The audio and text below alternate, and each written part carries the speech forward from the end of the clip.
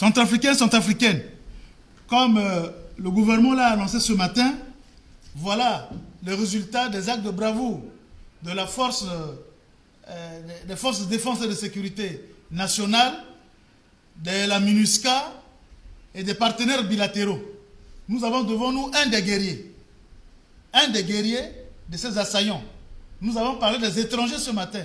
Voici un exemple qui est là, qui ne parle ni sango ni français, qui est armé et qui a tenté de franchir la barrière de PK12 ce matin. Le voici entre la main de vos forces de défense et de sécurité. Et là, je profite là pour remercier la population, remercier les vaillants citoyens centrafricains des alentours de la base RDOT, le personnel présentement désarmé à la base RDOT. Je vous remercie de ces actes-là. Continuez. Ceux qui sont encore sous les champs de manioc, comme on le dit, dites-nous, nous sommes à votre service.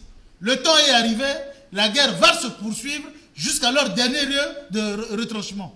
Voilà, il est là, il ne parle ni sango ni français. Pour qu'il se présente, j'ai un brave centrafricain qui parle sa langue, qui va l'interroger et il va vous répondre pour vous dire exactement d'où ce qu'il vient.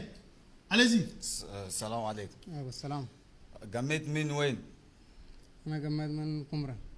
Min Kumra. Kumra. Le tenant, le londo, n'a pas été Kumra là, le gars. Sango Tafa. Le Inga Sango Pe. C'est bon. Vous voyez, c'est un exemple. On vous le dit, la justice va faire son travail. La justice va faire son travail.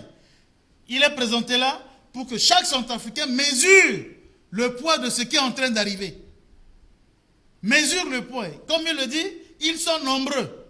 Ils sont nombreux. Et c'est la famine, la faim qui l'a poussé à venir quémander.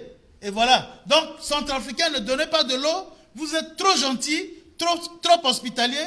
Ne donnons pas de l'eau à n'importe qui maintenant. Il n'y a que la famine et nos aïeux qui vont nous les dénicher. Et on va les prendre.